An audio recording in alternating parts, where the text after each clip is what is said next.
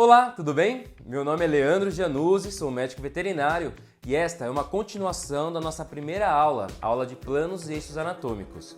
Se você ainda não assistiu, eu recomendo que você pause esse vídeo agora, entre na primeira aula, que tem o link aqui embaixo na descrição, assista, entenda e aí sim venha para essa segunda aula que é um complemento da primeira. Se você já assistiu a primeira, vamos nessa! Bom, vamos começar com os termos mediana, medial, intermédio e lateral, que são todos termos usados para descrever estruturas localizadas ao longo do eixo látero-lateral, ou então chamado de transversal, eixo este que a gente estudou no finalzinho da nossa primeira aula. Bom, começando com o termo mediana.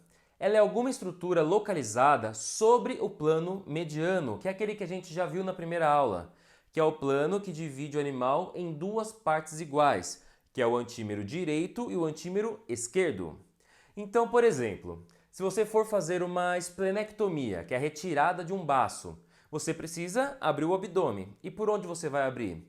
Você vai bem no meio ali do ventre, do abdômen, ou seja, você vai abrir na linha mediana. Então, se eu fosse tirar o baço aqui do nosso amigo, eu entraria no abdômen pela linha mediana, que é a que corta bem no meio do animal, que aqui embaixo vai ter a linha alba, e essa linha alba é o lugar ideal para você incisar. Isso aqui a gente vai aprender direitinho em outras aulas mais focadas em cirurgia, mas só para vocês terem uma noção. Legal, agora temos a medial, que representa alguma estrutura na direção do plano mediano. Então, quando falamos que algo está mais medial, significa que ele está mais para o centro, mais perto do plano mediano. Então, por exemplo, eu quero retirar essa massa verde que está aqui, mas aí eu estou lá fazendo a cirurgia e estou mexendo bem aqui. O que vai acontecer? Eu não vou conseguir achar a massa, porque ela está mais medial, ok? Então eu estou mexendo aqui, mas ela está mais medial. Para eu encontrar ela, eu tenho que ir em direção ao plano mediano. Então aí eu procuro mais para medial e encontro a massa. Agora veja na imagem um outro exemplo. A cabeça do fêmur ela é medial ao trocânter maior.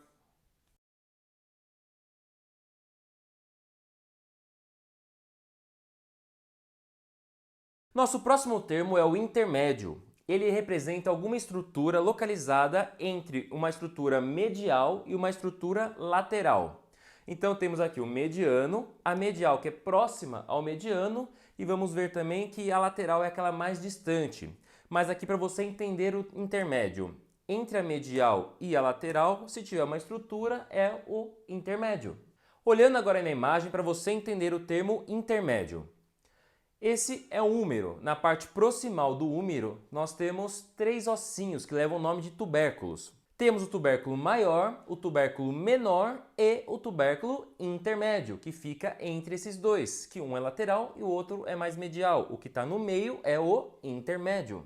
E o último termo desse grupo é o lateral, que representa alguma estrutura na direção do plano lateral. Então, por exemplo, igual aquele que a gente fez para medial, é o contrário. Então vamos supor que agora a massa que eu quero retirar seja essa verde aqui, e eu estou mexendo aqui. Não vou encontrar. O que eu falo? Ele está mais lateral de onde você está procurando. Então eu saio daqui e procuro mais para lateral e encontro a massa. Um outro exemplo são os rins, porque eles são mais lateralizados que os outros órgãos, pois estão quase na parede abdominal. Portanto, quando você for fazer uma nefrotomia, uma nefrectomia, vai acessar a cavidade abdominal pela linha mediana, que é aquela que a gente já estudou, e aí vai procurar os rins nas laterais, ou seja, lateral aos outros órgãos. Bom, acabamos agora o primeiro grupo de termos. Percebam que depois que estudamos os planos e eixos na primeira aula, agora os termos de posição e direção ficam muito mais simples, muito lógicos.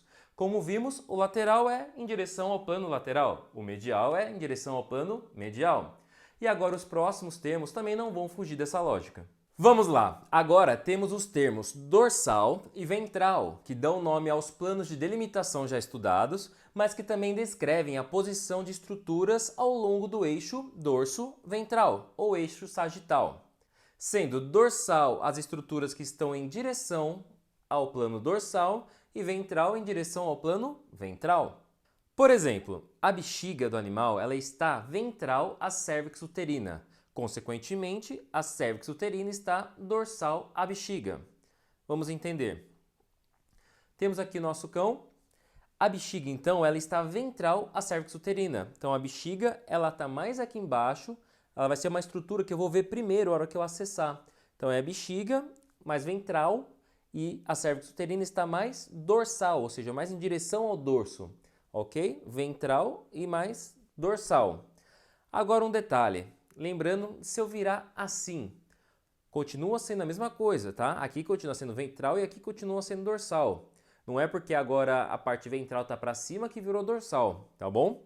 Então, eu abrindo aqui na linha mediana, eu vou ter acesso primeiro à bexiga, que está mais ventral, e depois à cérvix, que está mais dorsal. Outros termos simples são cranial e caudal, que também já vimos, mas agora são usados para descrever estruturas localizadas ao longo do eixo crânio-caudal ou longitudinal. Por exemplo, a patela do animal está cranial ao fêmur. Veja aqui na imagem. Patela cranial ao fêmur. Só para ficar claro, agora vamos ver aqui no nosso amigo. As patelas são craniais ao fêmur, então o fêmur está bem aqui. Aqui, que é cranial a ele, ou seja, em direção ao plano cranial, estão as patelas. Já vendo pelo fêmur, atrás, em direção ao plano caudal, estão as fabelas. Então, onde são localizadas as fabelas? Elas estão localizadas caudais ao fêmur e a patela cranial ao fêmur. Fácil, né? Agora vamos para os termos proximal, médio e distal. Esses termos são usados apenas para descrever posições nas extremidades, como membros, orelhas e cauda em relação ao corpo. Então podemos dizer que proximal é mais perto do corpo, distal é mais distante do corpo e o médio é quando não é nem proximal nem distal, ela está entre essas duas estruturas. Vamos ver aqui na lousa. Aqui está o corpo do animal. Se a gente for falar deste membro, sim, isto é uma pata. Vamos dividir em 3 partes. Essa daqui seria a proximal, pois está mais próxima do corpo. Essa que está mais longe é a distal e a que está entre as duas é a média. Vamos ver agora aqui na imagem um exemplo clássico, que é o exemplo das falanges, pois elas já levam esses termos no próprio nome. Então temos a falange proximal, que é a falange mais próxima do corpo, a falange média, que não é nem a distal nem a proximal, e a falange distal, que é a falange mais distante do corpo. Outra situação que se usa muito esses termos é para se referir às fraturas. Por exemplo, quando eu digo que tem uma fratura no terço proximal do fêmur, fêmur direito, fêmur esquerdo, na sua cabeça já tem que vir direto o osso e ele dividido em 3 partes, ok? 3 terços. Qual que é o terço proximal? É esse. Então você sabe que a fratura vai estar aqui. Essa parte você nem pensa. Não podemos confundir proximal e distal com os termos superior e inferior. Esses dois últimos eles são usados apenas em algumas estruturas da cabeça, como por exemplo canino superior e canino inferior, lábio superior e lábio inferior. Outros termos também são o superficial, que às vezes é chamado de externo, e o profundo, que às vezes é chamado de interno. Eles são termos mais usados para se referir às camadas ou estratos do corpo, às paredes das vísceras ocas e também dos vasos sanguíneos. Alguns tendões também levam um nome, tem um nome de profundo ou de superficial.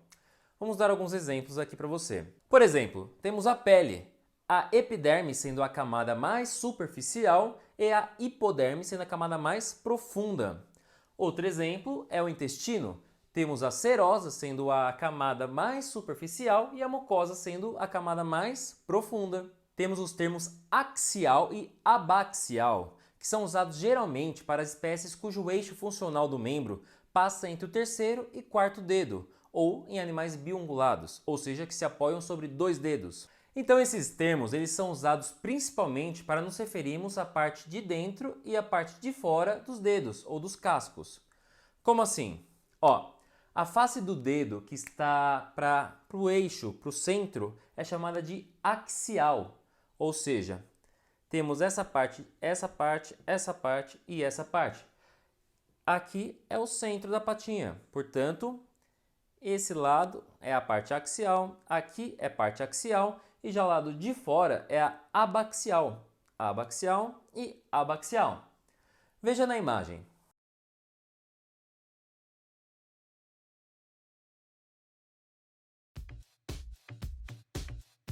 Bom, é isso aí.